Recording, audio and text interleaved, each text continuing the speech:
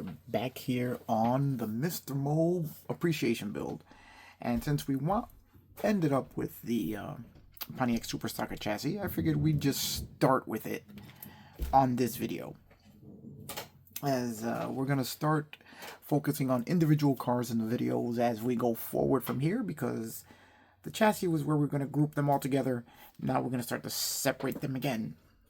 This finishes step number 3, in which we assemble the full chassis.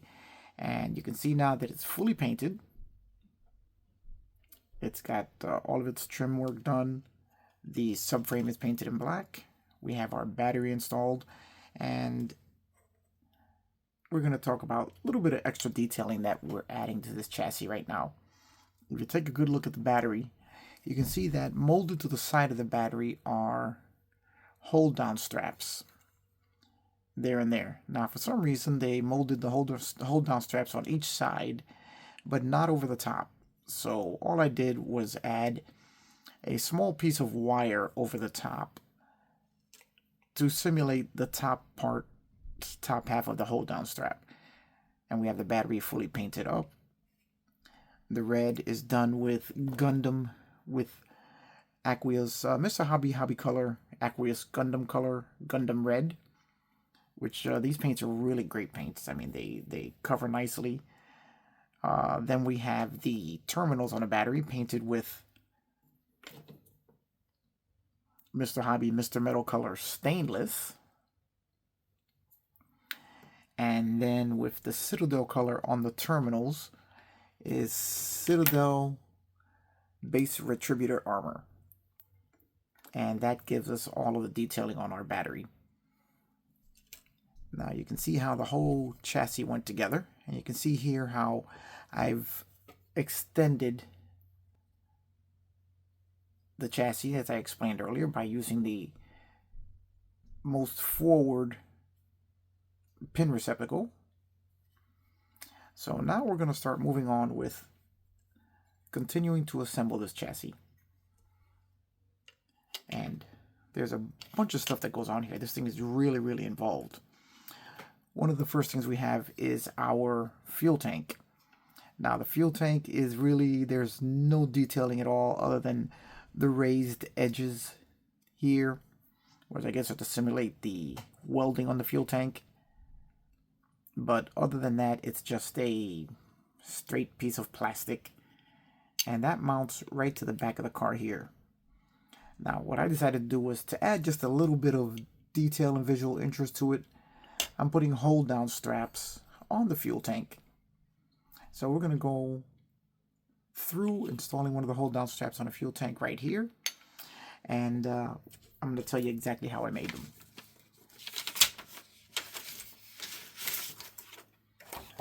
First thing I did was I took a sheet of my thinnest sheet styrene. With my straight edge, I just cut out a strip of it, and that's my hold-down strap. Really very, very simple. Then all we do is we glue it using our Tamiya extra thin to the side of the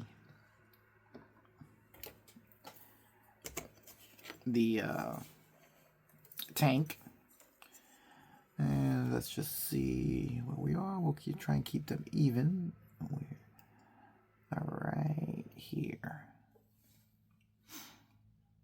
So we go here. Just to find a spot where we can lay this down. We'll be right there. So it's going to lay here. More or less. I mean, it doesn't have to be exactly the same, but we're going to try and make it look. And so then all I do is take some of my Tamiya extra thin, touch it to the styrene, and we have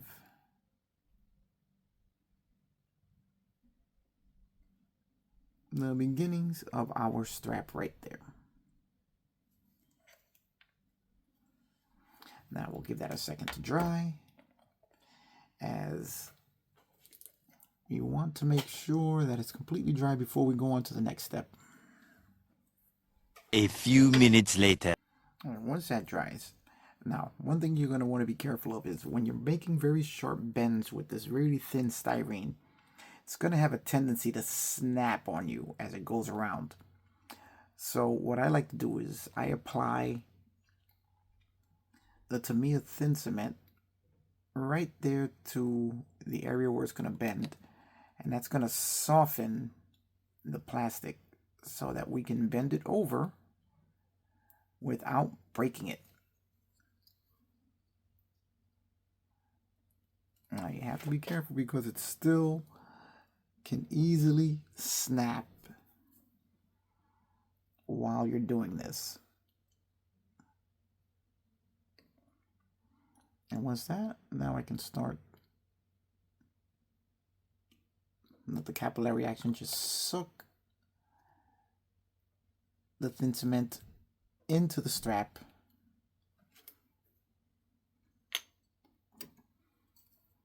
And we'll just make sure that our strap is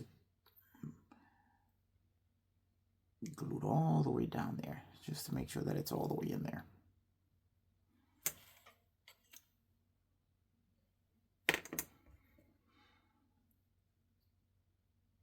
I'll give that a second to set up. And now we take another little bit of the Tamiya thin cement. We apply it right here to the area where it's going to bend. Give it a second to soften up the plastic a little bit. The Tamiya thin cement is great in using for this application of fabricating because it allows you to move things and bend the plastic in different ways without breaking it.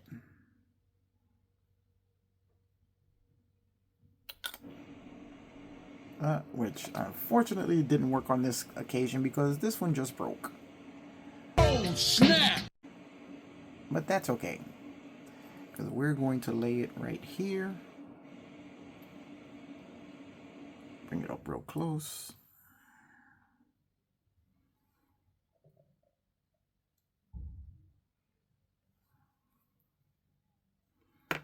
And there we go.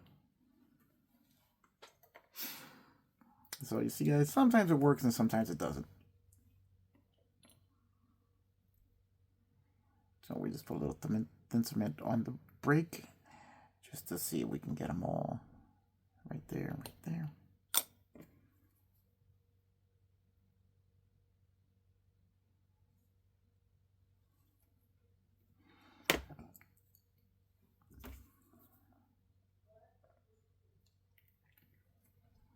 Okay guys, and there we go. We have our tie down straps for the gas tank.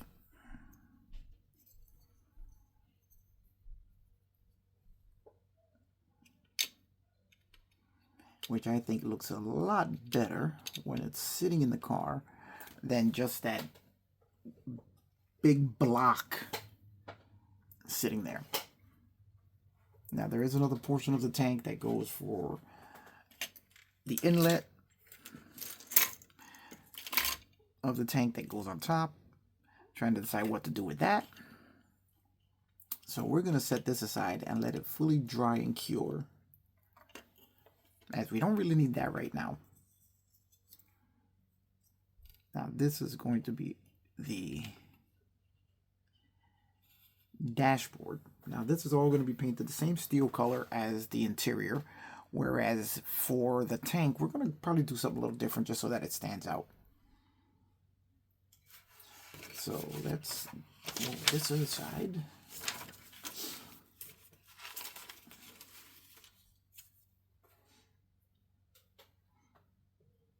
And no, before we start messing with that, we are going to start looking at the suspension. All right, guys, now we're going to start putting together the front suspension. We have all of our components here that are related to the front suspension. We have our springs, our spindles, our steering gear, and the lower part of the subframe assembly. So we're just going to start putting it together. Let me show you right here exactly what we're going to be doing. As this car does have steerable front suspension. So you can see here how it all goes together.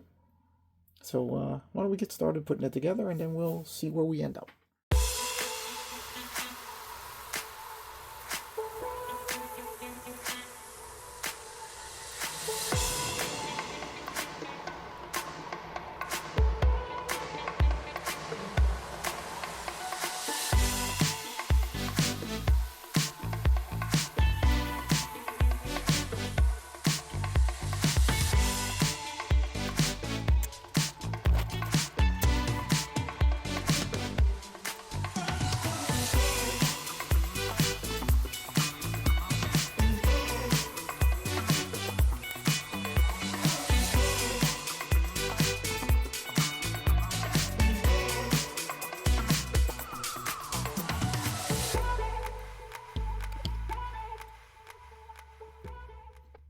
Okay guys, and now we have our front suspension is done. It's a really interesting setup here, as it's got what looks to be almost steerable suspension, but it's not steerable as it is so much positionable. Which it's got a little bit of movement, but it's very tight where the steering linkage connects to the spindles. So I don't think you're going to be moving these wheels around too much. You'll get a little bit of movement out of them, but not too much. So I guess it'll be, you can get a little steering effect out of it as it starts to loosen up here. Yeah, I don't really think this was meant to be steerable, as there's nothing locking in the steering linkage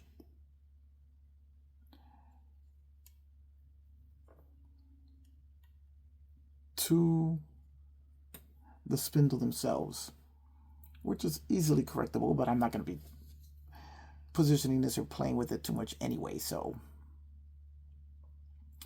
we're just going to have to hope and see that both tires are pointing straight ahead when the car is assembled. And there have been much better ways for them to do this, and I don't think that the steering linkages... There we go. That's a little better. Okay, now we have them pointing mostly straight. It's not something you guys are going to be moving around and steering around too much, but it looks kind of neat. You can see there I added a little bit of detail touch there, just to make it a little more interesting to look at. And our front suspension is done.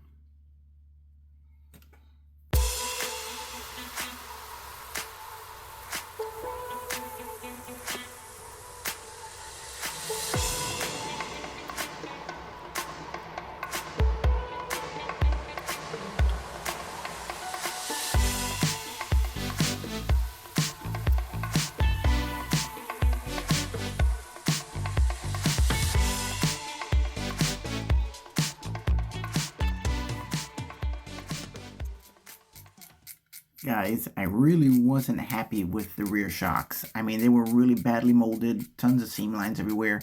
So after adding some details, I decided I'm just going to start fixing everything that was wrong that I should have done before I painted them. So I'm scraping the mold lines off, smoothing out the pistons in the shocks, and just cleaning them up, and then going back in for a repaint.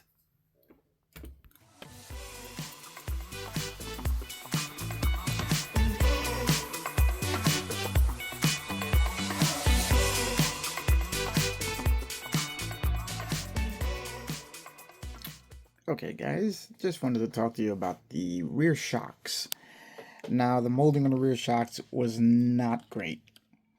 I actually had to really clean up the piston side of the shock and thin them out so that they looked a little more realistic than what they were originally, as they had a ton of flash on them. So they're cleaned up, and then it was just a matter of painting. Probably could have done better with smoothing out the body of the shock, but they came out pretty decent. So not too upset about that. Now, as to the color of the shock, what I did was I took a Vallejo color, Vallejo model color 70.817 Scarlet, and painted that as the body of the shock. Now, the upper mount of the shock is painted in stainless from Mr. Hobby, Mr. Metal Color. This is a great line of metal paints which just brush on beautifully. And the piston side is painted with our good old metallic silver from Testors. Still one of the best silvers on the market as far as I'm concerned. Say what you want about Testors paints, this is a great silver. And then have it all, the body of the shock, clear coated with Tamiya X22. And then what I did was I hand painted a emblem or the badge from the Coney shock company. Coney shocks were very popular shocks back in the day, and would have been right at home in a car like this. So I did my best at hand painting their logo. As small as it is, it didn't come out perfect, but when it's in the car and you peek at it from underneath, I think it's going to look pretty cool. So let's go and let's get this rear suspension installed. Now, to install the rear differential, it's going to mount directly onto the two rear coil springs that plug right into the chassis here. Now, it's a little tricky lining it up as the fit is not really as precise as it could be, and there's definitely is a lot of play in the way these parts mount. So I found that the best strategy was to insert the springs into the differential, put a little bit of the Tamiya thin cement in there, and as it starts to melt the plastic, I would insert the lower pins into the chassis before everything had hardened and let it seat itself fully into the chassis. And then as the Tamiya thin cement hardens up, it's going to harden up in the perfect installation position so that it gives you a precise fit right into the chassis when you're ready to glue the differential in. So that now you have the precise fit and precision that you did not have from the kit itself. Also, on the rear shocks, the mounting holes in the piston and in the upper shank are really not large enough to fit into the pins on the rear differential and into the frame right down here. Let's see, right down there. So you're gonna have to widen the holes up or shave those pins down just a little bit. And it wasn't just a question of the paint not allowing it to fit, because the pins themselves just wouldn't enter the mounting holes. So yeah, you're gonna have to do a little bit of work to get all of this to fit precisely. But that's half the fun of modeling, is just making some of this stuff work. You gotta remember, this is based on an old kit and on old tooling, so you gotta expect a little bit of this re-engineering. Now, looking at the front suspension, it was also not the most precise fit in the world, but once you get everything lined up, it kind of just drops right in. And the same way that I explained mounting the rear springs is the strategy I use for mounting the front springs that you can see in here. As I attached them to the strut brace here, the cross member, and then inserted them into the chassis. And then basically it's just popping in the two spindles and popping the steering gear into it. Nothing really crazy, but just the fact that the fits are not precise, so you're gonna have to do a little bit of adjusting and a little bit of re-engineering to get everything to fit right. But once it does, it looks pretty nice. So I'm gonna go ahead and start putting this together, installing the rear shocks, and then we'll come back with the finished installation. Alright guys, and here we go with the rear suspension installed. Don't know how much of this you're going to see in the finished model, but right now I think it looks pretty cool. Did a little bit of dry brushing on the differential just to give it a little life. You can see the shocks in there, really nice. I'm very happy with the way that came out. Don't think you're going to see too much of it from inside the car, as I think there's a part that covers this entire rear section. Not 100% sure, but I think so. But so far, this is looking pretty cool. Pretty good. So here we have our front and rear suspension. The front's done, the rear is getting there. It still needs a couple of links. We got to go back to the paint booth and add a little more paint to some of what's going on back there. And there is a lot. Okay guys, we're continuing here with the rear suspension.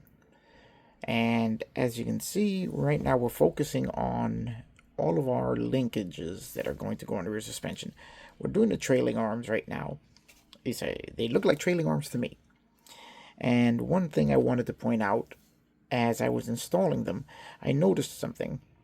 The arms don't exactly hit exactly in the right place when you're mounting them up. According to the instructions, which I'm going to put up right here, they're supposed to go into the flanges here on the rear differential and then attach to the chassis. But the instructions aren't really clear exactly where they're supposed to attach.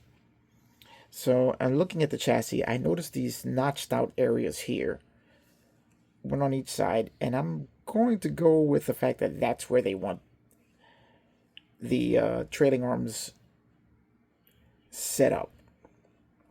So that's where I glued it, and they do kind of almost sort of fit. I noticed that on the left side, in order to get the trailing arm to sit right in its mounting point, I did have to sort of tweak the differential just a little bit forward in order to get it to sit here and reach the mount on the frame. So we're going to go ahead and check with our remaining trailing arm, and we're going to see how they fit. And yes, the instructions are correct. There is a left and a right, as the arms are offset on the mount that attaches to the bracket. And you need them to be offset toward the inner part of the frame, toward the inner part of the car, in order to get them to line up with the differential. So we're gonna just do a little fitting here, and I can see that while we're here on this side, it seems to fit a little bit too far back. So we're gonna have to also tweak this just a little bit and give the differential just a slight little nudge forward as we attach that trailing arm. So let's get a little bit of super glue here, because that's what we're going to need to hold this thing in place. It's going to be under a little bit of tension.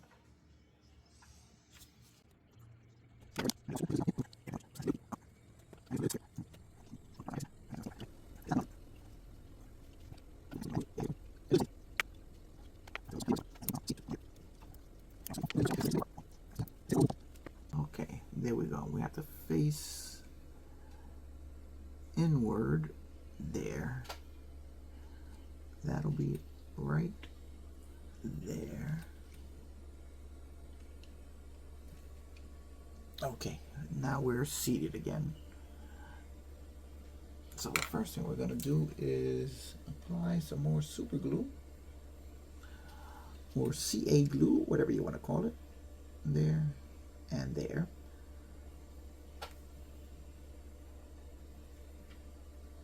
Let's install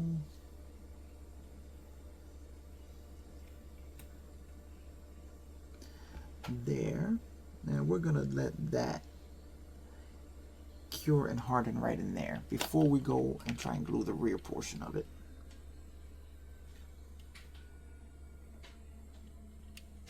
Accelerator works wonders.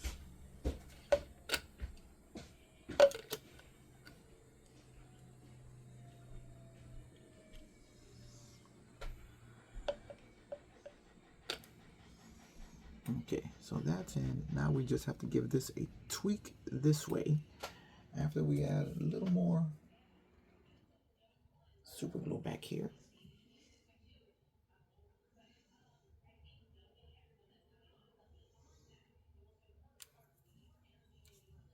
And we will just give this a little bit of a tweak this way. You can see I'm moving the entire diff just a little bit further forward so that there's a positive mounting surface here for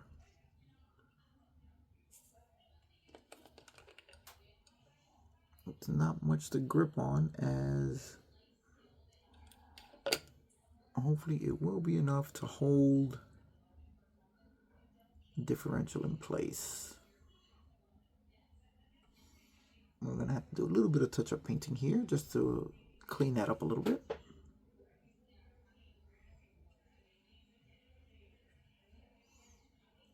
One thing I really like about the Bondsman Super Glue is that it dries totally clear, so that even if you get it on something that's not vitally important, you really won't see very much of it because it dries crystal clear. And there we go, our last trailing link installed.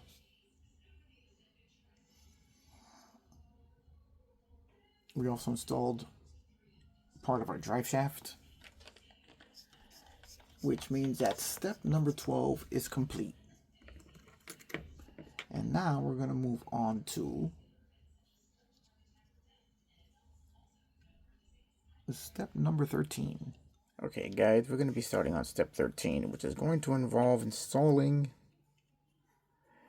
these parts here. And appears to be some sort of stabilizer for the differential and some sort of linkage that attaches it to the frame. And it's going to be interesting trying to fit this in there. Okay.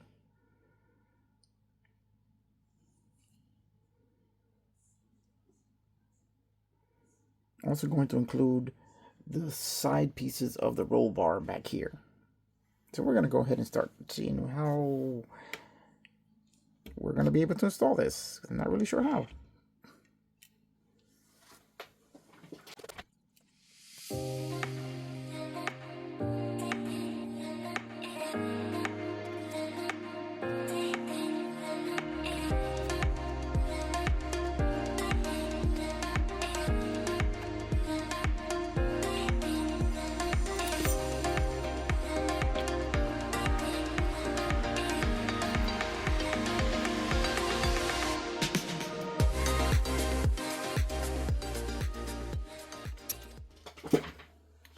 Alright guys, and that's going to complete our rear suspension.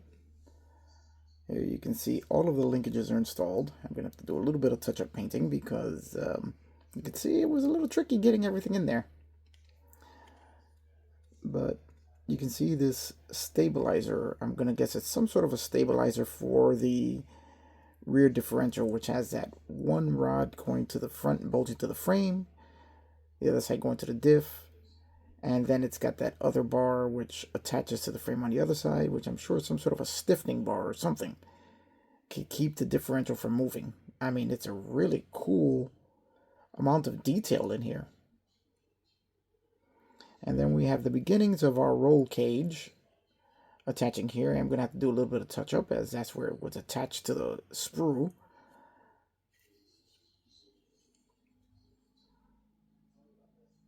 And I can see that everything is not lining up perfectly straight.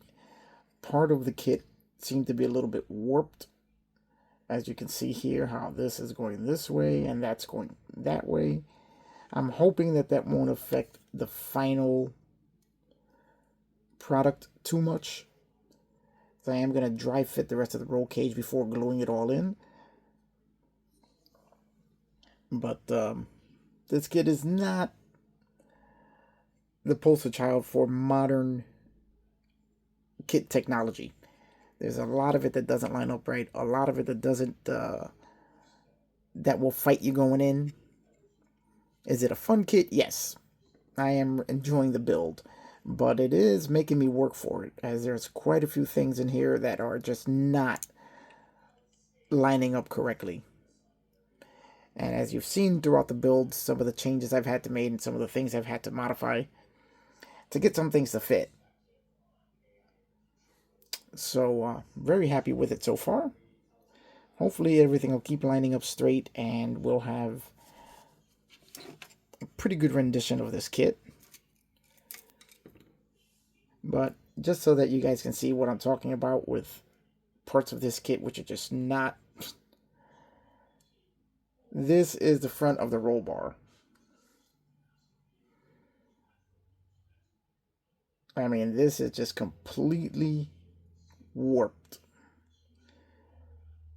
And I wish I had noticed that before I painted it, but I'm hoping that I can work with it and get it to sit straight. I've seen a few videos, one in particular of this kit, touting how great and easy it is to put together, and yeah, no, it's not. Is it fun? Yes. Is it challenging? Yes. But I would not recommend this kit to a beginner.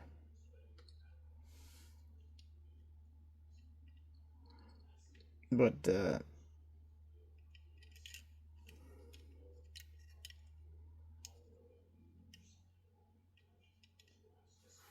you know, it's gonna more or less fit. So we're gonna make it work, just like we've been doing with the rest of this kit.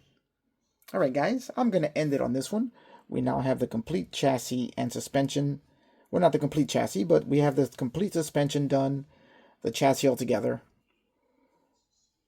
Next is going to be working on the interior, adding the rest of the roll cages, and then back to the body. But I'm really happy with it. The steel floor, the way the rear suspension came out, I'm very happy with that. The front suspension, well, a lot simpler than the rear, also came out really nicely. And we're going to keep moving along with it. All right, guys, I will see you on the next one.